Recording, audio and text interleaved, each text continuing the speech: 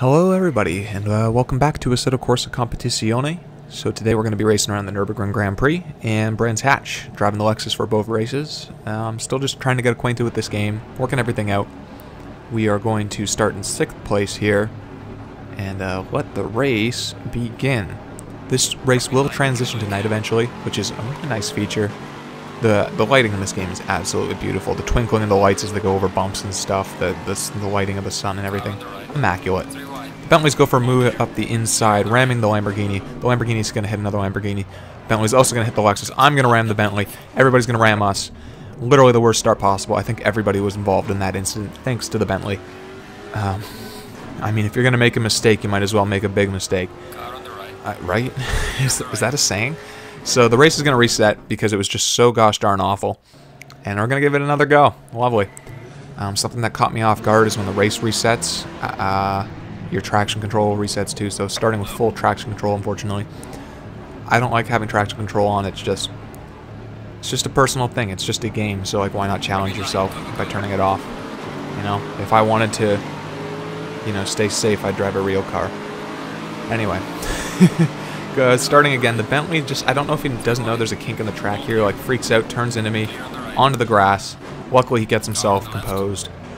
Doesn't cause another pileup. That Lamborghini does, though. Causes a nice roadblock, and we're going to break away into 4th place. Not a bad start. Pink Lamborghini going off to the right a little deep, and we're going to just peek up the inside.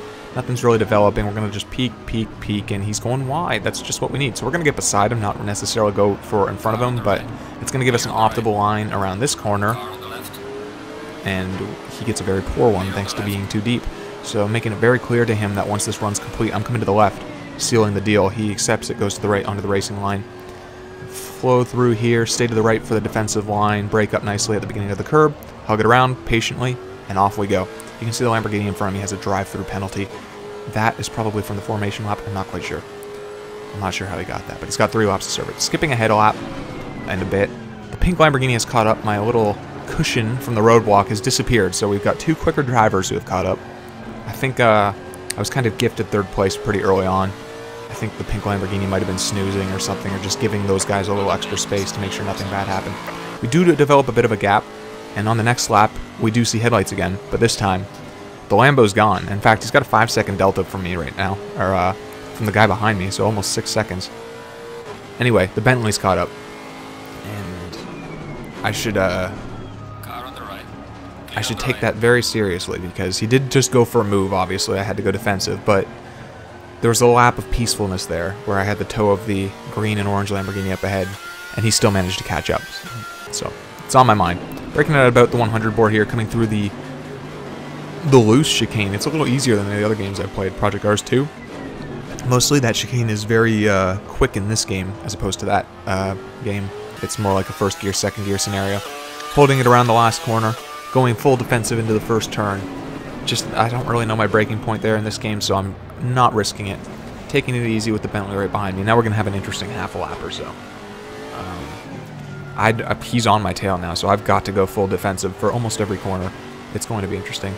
One of the things I really like about the Nürburgring Grand Prix circuit is the fact that it resembles the Nordschleife in terms of theme when it comes to racing, which is, it's really hard to pass, and you basically just have to wait for the other person to make a mistake. He's going to peek around the outside. There's no way it's going to happen. He's just bluffing, trying to get me to do something stupid. I run wide into the defensive line for the next turn. As you do, come down the straight to the hairpin. So again, unless I make a mistake, there's really no getting by as long as I go into my defensive lines, unless he punts me off, which is perfectly possible. He could just have another slip of the brake pedal. Using all the curb around the flying S section here, coming up to the big braking point, fast 3rd gear corner here. He's just going to go in a bit too deep. It's going to set him off for the next corner. He's not really going to go for a move here, and we're going to pull it off quite nicely, skipping ahead to the end of the straight, and I decided enough's enough. That Lamborghini's almost caught up 2 seconds now, so I'm going to let this Bentley go instead of battling for the next 7 minutes and potentially ending up having to fight 2 people once that Lambo catches up. I'm just going to let him go, use his slipstream for a couple laps. Drove a little bit wide on the hairpin. There's a little nub that hangs off the hairpin too, almost like a teat, and that saved me. If that was dirt, I feel like I would have drifted wide internally, but the teat brought me back. So flying through the S section yet again. The Lamborghini's caught up a little bit, just a wee bit, and coming up into the first corner of the last lap, essentially. He's right there, but this is a very tricky turn 2, and he just drifts wide onto the marbles, so his sort of last opportunity to get close and seal the deal, and not a good place to make a fatal error like that. He does catch up towards the end of the lap, but, however, whatever you want to say, it's not. We're going to seal the deal. Third place, we get a podium. Quite pleased with that. The decision to let the faster car go and not defend but follow, I feel really paid off, especially after that mistake. Maybe if I didn't make the mistake, the evidence would have been so apparent, the benefits would have been so obvious, but as it is, it was worth every second. It was worth the position. So, anyway, on to Brands Hatch. Qualifying third, which is unusual. I feel like a lot of people were sandbagging this race. You see a lot of pro tags in here. I'm still a big old AM, and we're off. First corner should be very interesting. We got a Lambo on our left. He's going to get slowed down a little bit by the GTR. We're going to get a very nice line through here. It's 3 abreast. Lambo's going to make contact with me, make contact with the GTR. Nobody's really affected by it, which is amazing, and we're going to get through turn 1 and 2 quite all right. Big fishtail for me there. I'm going to snap to the right. The Nissan GTR is not going to waste a second. Slot up the inside. A really good move from him. Really quick reaction time. We're going to come down the straight here. A very tricky left-hander here up the hill, the camber of the road. With traction control off, I mean, it's a killer. So I brake a little too much, maybe. That AMG's right on my tail there for a second. He just kissed my freaking diffuser for a moment.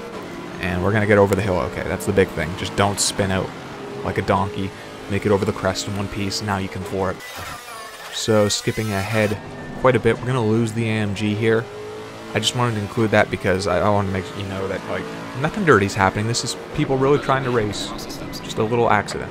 No big deal. A happy little accident, as Bob Ross would say. Using all the track here, a little more than I would have liked running on the curbs there. Going to go defensive. This Porsche's just got so much speed coming through here. He's going to run wide. Misses braking point by like a foot. The pebbles sucked him off.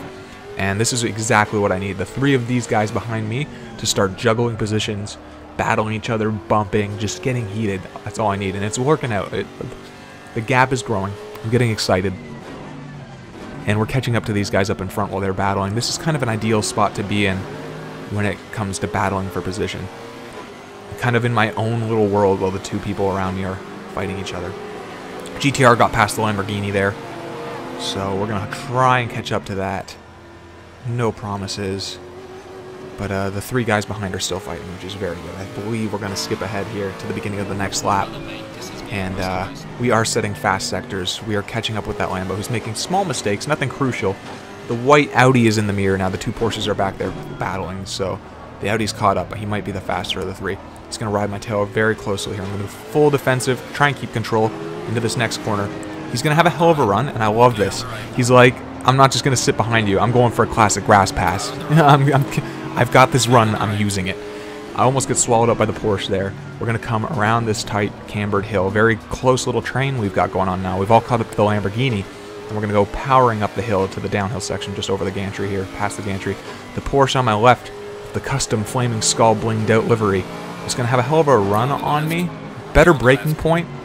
And if you could hear our radio announcer just told me clear left, I wouldn't be surprised if his told him clear right, because he committed to that apex while I was on it, and it just sent him off. Audi R8 pitting the Lamborghini. I'm not sure how that panned out. I didn't get a good camera angle on it, so I don't really know what happened there, but vicious stuff. And now the Audi R8 is going to ride himself off into the wall. That was pretty bad luck, I guess. An unfortunate attempt at recovery from driving wide. Skipping ahead here, I decide this is where I'm going to pit. I'm going to try and count on the chaos factor of people killing each other to give me some kind of gains here. Exiting the pit, we're going to come out in dead last. Getting passed by this Lamborghini here, who's going to get a big skid on down the hill. Manages to recover. I didn't feel safe passing there. Really felt like he could have snapped either way. Sticking my nose up the inside here. Just pressure, pressure. He hasn't pitted yet, so I'm kind of frustrated that, you know, we're not even technically racing and you're blocking me. But patience, patience, and it doesn't take very long, see? You just got to be patient with these people. They'll make a small mistake, and you don't even have to acknowledge them. You can just drive on. So, he still has to pit. I don't know if he'll want to fight. Anyway, skipping ahead, gain a position from the pits here, which is nice. Up into 6th place. And skipping ahead even more, we're going to catch up to 5th in this McLaren. And 7th is going to catch up to me. It's our friend in the Porsche, so he's doing wonders to catch up. I'm going to force him around the outside here. He knows. He's learned, and he actually gets a sweet little cutback on me. Instead of going around the outside, he waits for me to have a compromise line and gets a sweet little move on me. That was nice. And he's going to go up into 6th, me down into 7th. Now he's got to deal with this McLaren. Let's see how he deals with it. I couldn't even quite catch up. He's already on his tail, applying all the pressure, chasing him up the road. Gonna go for a move. He's got it up the inside. That was actually really slick. Really forced the hand of the McLaren. They're both going to be compromised around here. I might be able to capitalize on this. The McLaren snaps to the right. I go left, and he comes left. I guess it's just one of those things. It's going to happen from time to time. Misjudge each other. Fed up with him though, so I'm not messing around. You're giving up that position, son. I'm catching up with that Porsche, even though he's gone now. The damage is done. There's no way I'm going to catch up with that guy now that I'm out of the slipstream. But we seal the deal with the McLaren here. We just hold the defensive line, come down here. I think we take the racing line, and you can just see him get a little bit out of shape, which is all we needed. There it is, and we start to gap him out. That's it. We just pull away 6th place. I think we managed to catch up with our AMG friend here, who's having a very rough race. He has definitely seen better days. Running a little wide, we managed to recover. No big deal, though. Yes, definitely having seen better days. The AMG, we just squeaked by for a 5th. Gonna get one more position thanks to somebody presumably rage quitting. And we're gonna actually finish up the race in 4th place. Down a position, but you know what? A lot of fun. I want to thank you guys so much for watching. If you made it this far, be sure to like and subscribe. Just help the channel grow. And have a great day. Take care. Bye-bye.